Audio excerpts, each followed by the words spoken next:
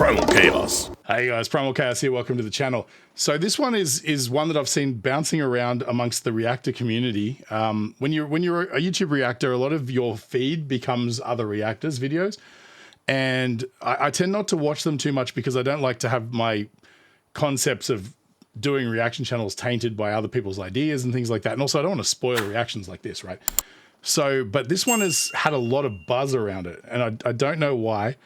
I'm assuming there's some kind of a hook in there, the same as there was with like Pisces by Ginger, or you know, Lorna Shore to the Hellfire. There was something about those videos that caused it generated a lot of hype, and particularly amongst reactors, because people like to see people reacting to things that have some sort of a crazy hook, right? So I'm assuming something like that's going to go on here. I really don't know. I did a little bit of research. I can see that Falling in Reverse has been around for quite some time. Ronnie Radke is their singer. He's also a name I'm familiar with, but I can't remember exactly why. But it seemed like he formed this band out of like the ashes of another band, Escape the Fate, who I've seen a million kids wearing t-shirts for and things like that. So obviously there's some pedigree here.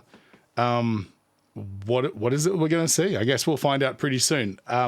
I just wanted to say that part of this video today is brought to you by Enchroma. Enchroma make glasses for colorblind people like myself that help you see the world through the eyes of normies, essentially. So if you or anyone else you know who is colorblind, just jump on the website. There's a link in the description. It'll take you there. And yeah, you can see the world the way it was meant to be seen. So let's just jump right into the reaction. Falling in Reverse. Watch the world burn. Here we go.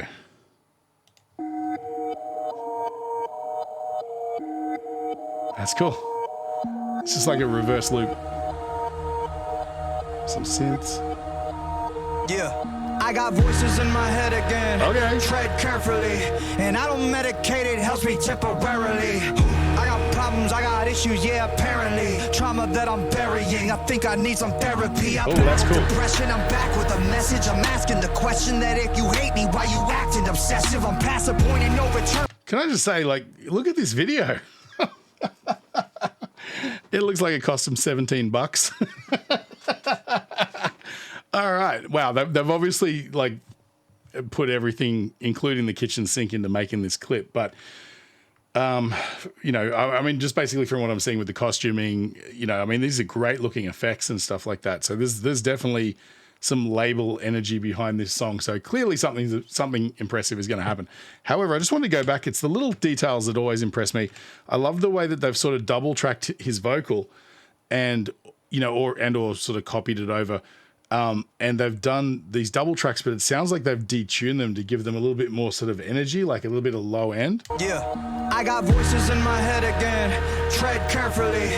And I don't medicate. I mean, he could just be doing it lower, but I think they just sampled them lower. Problems, I got issues, yeah, apparently. Trauma that I'm burying, I think I need some therapy. Yeah, it sounds processed. It's like 2 or 3 vocals in there, and it's like, you know, they've pitch shifted them somehow to give them a bit more sort of gravitas, a little bit sort of more growl to them. Depression, I'm back with a message. I'm asking the question that if you hate me, why you acting obsessive? I'm past the point and no return. Fuck being passive aggressive. I'll brandish a weapon, teach all you motherfuckers a lesson. Yeah. I actually battle my demons and shallows. It's women and deep in the creep in the shallows and lost. Gotta admit that I'm living the life that I've always wanted, but it comes to the cost. Yeah. They're licking the jar for fixing to rip me apart. I'm swimming with sharks. I'm lifting the bar. I'm lifting the end of the stars. I like I shot up a adrenaline mixed with some redolence. Started a battle, but bitch, I'm a finish it. Think you can stop me, not even a little bit. Nowadays, everybody's so sensitive. Picking my voice when you're picking it apart. Tripping on nothing, just getting the car. Ripping and ripping and sticking the mark. I'm tipping the charts. I got enemies. All right, okay, we're switching it up. All right. Okay, so again, when it comes to things like hip hop and rap and things like that, I'm very far removed, probably more so than I am from like metalcore. Things like that. But it sounds to me like they've got some sort of, is it a trap beat? Let me know in the comments, because again, this is all, I'm super green with this stuff, but it sounds like they've just got a trap beat going. He's got a really interesting pentameter, like his flow is, it seems very, what's the word? Like, it seems like he's been doing this for a while. This doesn't seem like something that they've just thrown in there as a gimmick. I mean, it does say in their wiki article, like, rap metal. So maybe this is part and parcel with just Falling in Reverse. I don't know. but it seems like his flow is really articulate and the lyrics are engaging and interesting as well, you know. I'll jump back a little bit. And again, look at this music video.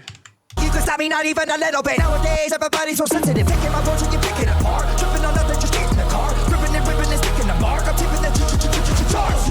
I got enemies trying to get rid of me. Evil tendencies are fucking with me mentally. I got people that don't like me in the industry. I can feel your energy. You were not a friend of me. Cause I have been to places that you never wanna go. Yeah, I got dirt on people, but they act like I don't know. Yeah, I can do some damage, but I'll never rock the boat. All it takes is one post, watch them fall like dominoes. You'll never get rid of me, too many enemies ripping my imagery. You know my history, it ain't a mystery. Put every enemy out of their misery. Somebody send me some positive energy. I'm about to go dark, I'm about to go dizzy into the darkness. Great dynamically too. Listening? Stacking every little pretty. Okay. It's about to switch up again, but like I love the way, and again, I'm not a big rap guy. That's not to say I don't like rap. I just don't get exposed to it all that often. But I love the way dynamically how he's elevated with each verse. He switched it up so it doesn't get samey, but also like you can hear his pitch increasing and stuff like that. So there's more energy and more aggression and more attitude with every step, and that is just the sign of a really mature composer, right? Because it's real easy to just go in there and come up with something that sounds good and just cut and paste and repeat that throughout the whole thing. But they're obviously building to something here, and it's so tangible, and that's what hypes people up. I think unless something really dramatic happens, this is like what I think it is that makes this song super interesting, is that it just goes in stages that just keep elevating every single time. And, you know, that's fairly uncommon amongst the vast majority of music. You know, things will, you know, you can peak and then drop out to like a middle eight or a bridge, you know, like a halftime, and then a big chorus to finish. And that's fairly typical, but this has just been picking up its game every single step of the way. Let's jump back so we can get back into this flow. Post, watch them fall like dominoes. You'll never get rid of me, too many enemies ripping my imagery. You know my history, it ain't a mystery. Put every enemy out of their misery. Somebody send me some positive energy. I'm getting real The Boys vibes, man. It's like half Star Wars. Stacking every little pretty penny that I'm getting, and I'm never giving in to anybody. Always winning, never kidding when I die. I'm taking everybody with me. You're never gonna get me, cause you never see it simple. Yeah, my motherfucking God, you're a light gone. I'm a time bomb, and I'm vibe wrong. It's my heart. I'm killing syllables of the letter of Philip. I'm a lyrical, typical super villain. I'm venomous, and I'm never gonna stop until they put me on top of the list. Control the monster any longer that's inside the pain and sorrow. All right, okay. All right. No tomorrow's hard to swallow. Death is calling, someone crawling. Tightrope walking, now I'm falling down like missiles falling from the sky. Come and save us. What's wrong with the power metal dude? What is he throwing Bibles at him or something? It was laptops or something like that. Okay, wow. All right. So I was wondering, where's the metalcore? Where's the hardcore? You know, all that sort of stuff. And as you know, immediately that just kicks into gear. But the cool thing is, you'll notice it's got a higher energy beat, right? And it's as much as the vocals slow down to still a very fast vocal. Na, na, na, na, na, na, na, na. That sort of like cadence. You now have like the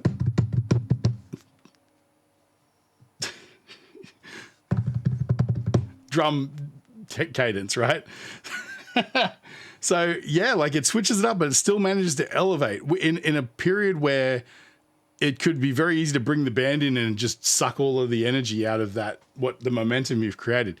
What's this nun thing again? I'm a lyrical, typical super villain. I'm venomous, and I'm never gonna stop until they put me on top of the list. I can't control the monster. Hang on. I was like, it's cool how they just yanked him back into the shot, but there's a costume change mid-yank.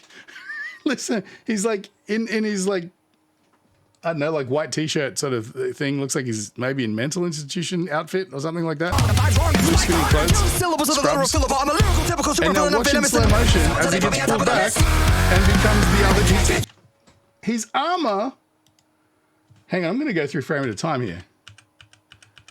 Yep, see the pieces of armor are like collecting on his body. What the...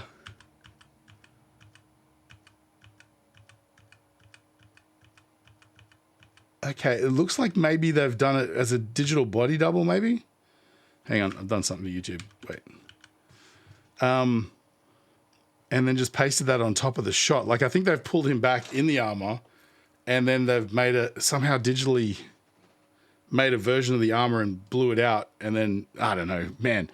This is not music video caliber effects. This is I haven't seen shit like this since Michael Jackson. Super villain, I'm venomous and I'm until they put me on top of the list. I can't control the monster any longer that's inside. The pain and sorrow left us solo. Now tomorrow's hard to swallow. Death is calling someone. Why did the priest look like Harry Owens? Walking now, I'm falling down. Like missiles falling from the sky. God save us. Pain and sorrow left us solo. Here today, but God tomorrow. The pain inside is the fuel that drives this. That's all I can see. I'm not guitar arpeggios. The death-defying, hypnotizing. One day you're gonna figure out that everything they taught you was a lie. Watch the world burn. Come on.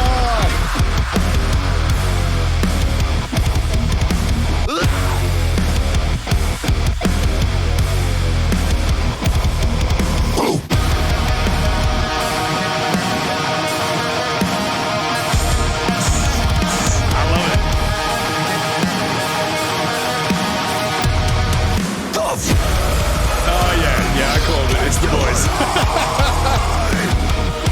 Oh, man. Fucking change. Take back your life. It's what keeps you inside.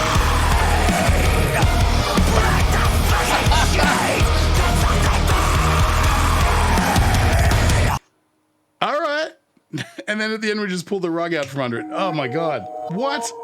I got to gather my thoughts for a second. There's so much that just happened in the final act of that video.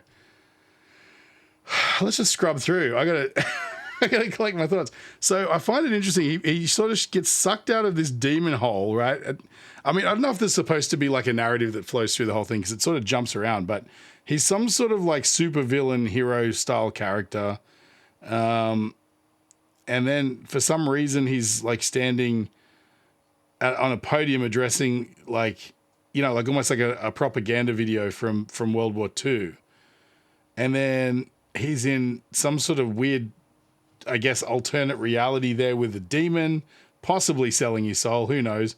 And then he gets sucked back to this. Hang on, I got to hear this part again. This was top of the list. I can't control the monster any longer that's inside the.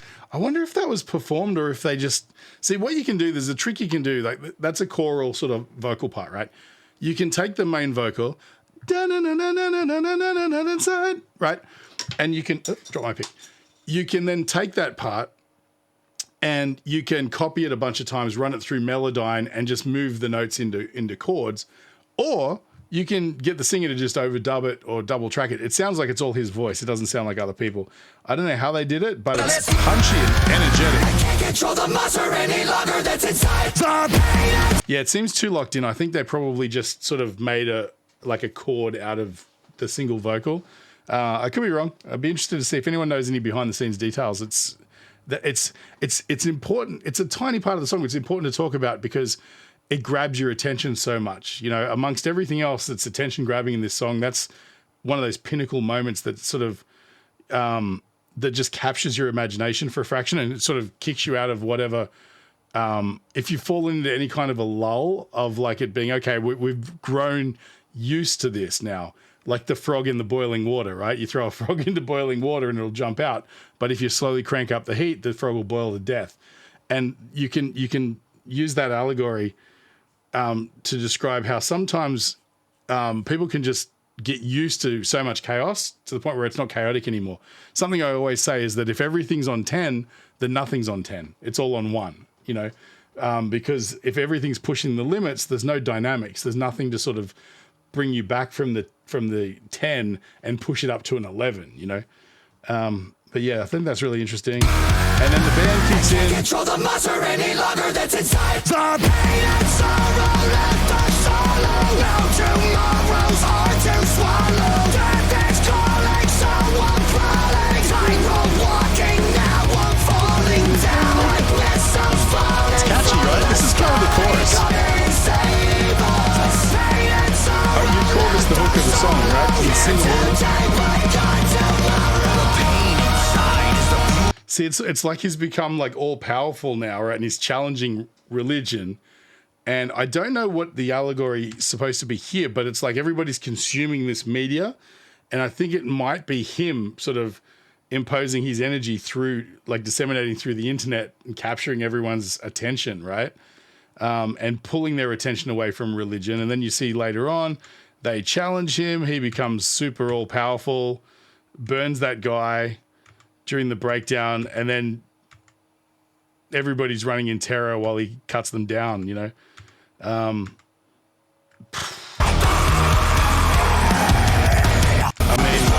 look at these particle effects.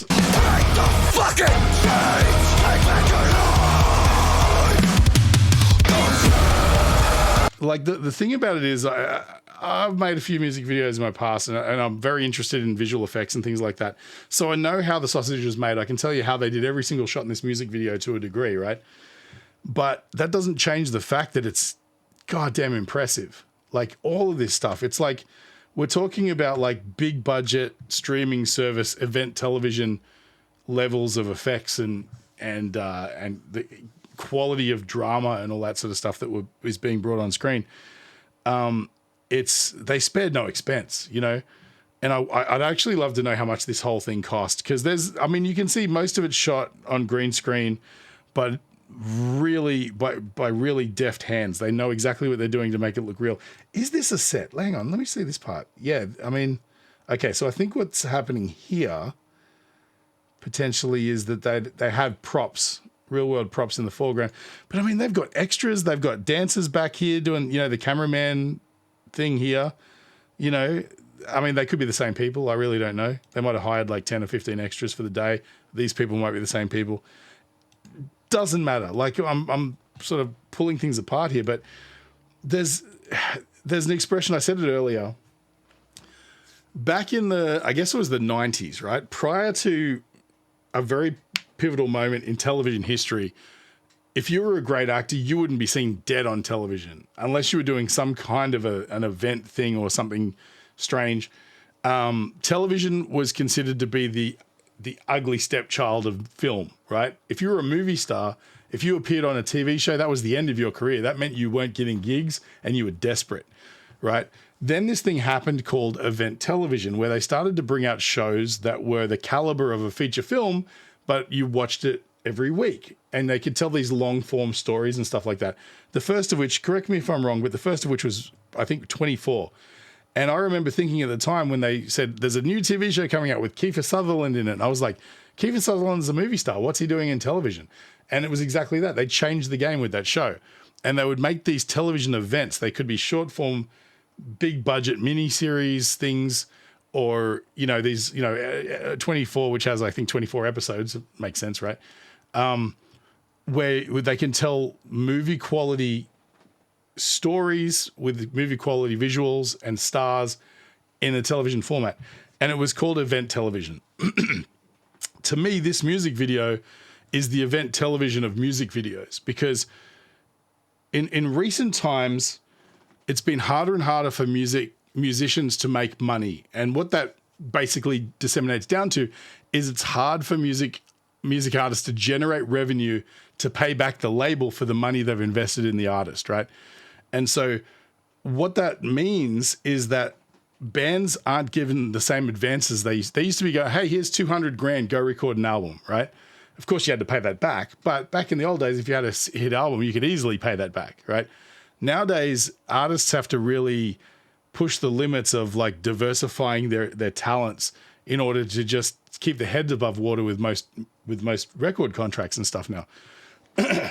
And so what's happened is you'll find a lot of bands that, you know, you think of pretty highly as far as having huge fan bases and stuff like that, would start making less and less expensive music videos and investing less and less in the product.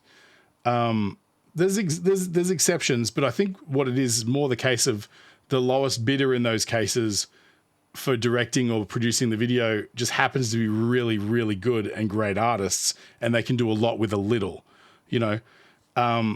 This to me seems like a big gamble, because I mean, I hadn't heard of Falling in. I mean, I've heard of Falling in Reverse. I've never heard their music. Doesn't mean they're not globally astonishingly large, but you know, this level and caliber of production value isn't cheap. And so Epitaph, I think is their label. They've obviously put a lot of money behind this. If not, it was self-funded to a degree or something, but it's a big gamble. And I think the gamble's paying off because everybody's talking about this video. They're talking about the song. They're talking about like how impressive this whole thing is. And it's just turned into the local darling. It's like people have asked me, have you done the new Falling in Reverse song yet? And I'm like, no, I haven't seen it. So, you know, but these are people coming up to me who I personally know who don't even really watch my channel, you know, but they're like, seen everyone else do it. It seems like it's a big deal. Or they're fans of the band and they're like, you really should check it out.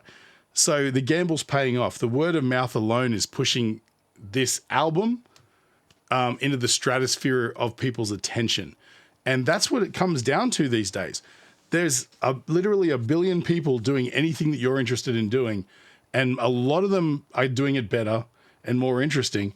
And the question is, how do you set yourself apart from those people? How do you cement your position in the zeitgeist with something that isn't the status quo, right? Something that's absolutely the norm. Because what it seems like is most people are comfortable producing something to a level that everybody else is, and they're aspiring to do as good a job as the rest of the people doing it who are doing it well. And then there's people who go, nah, I'm going to push the limits and take an extra 20, 25%. And they're the people that make all the noise, right? They're the ones people notice because they're doing something that no one else has considered or thought of, or they're pushing the limits to an extra level. And so you tend to get, you know, attention from people who become all in on that project because you're like, wow, I've never seen anything like that before. And I think that's what everyone craves. It's that point of difference between you and just the ephemeral noise of the rest of the community of whoever's doing whatever it is that you do. So this is a bold move. It could have cost them dearly, but I got to say, it seems like it's paying off. And it's only paying off because they went all in and they really pushed the limits of what people consider when they think of like a music video, you know? And it may not be immediately obvious to everyone else who doesn't understand how something like this comes together, you know? I've done a few videos lately from K-pop artists, and again, they're sort of doing the same thing. They're like Blackpink, and you know, bands like BTS and stuff like that. They're making this caliber of music video as well, but they're also putting those videos out and getting 1.5, 2 billion views on them. I don't know that that's going to be immediately obvious that the bands, you know, metalcore bands and bands like this are going to get that same response. So I guess the only option is to try to push the limits and see, you know, how much of a difference it makes. I applaud them. I think it's fantastic. Yeah, it's certainly a striking video. It definitely has all the elements that are going to get the tongues wagging in the metal community, like the graphic violence and the, even just the rapping is of a stellar quality. I mean, to my limited hearing, you know, my ears. So yeah, I think they've ticked all the right boxes, man. This is really cool. Anyway, I've waffled on way too long. Thank you for checking it. If you stuck it out this long, I appreciate you. That's you right there. I appreciate you sticking around. But yeah, if you feel like I've brightened your day at all, feel free to support the channel just by buying me a coffee. I'll leave a link in the description, or check out my merch site, primalchaos.com, Prymal chaos.com. And yeah, don't forget to like, share, subscribe. If you know anyone who might appreciate this reaction, send it their way as well. Thanks again, guys. This was a fantastic experience. I really enjoyed this, and I think it's going to be something I'm going to listen to on the daily. So thanks again. Stay primal. I'll catch you in the next one.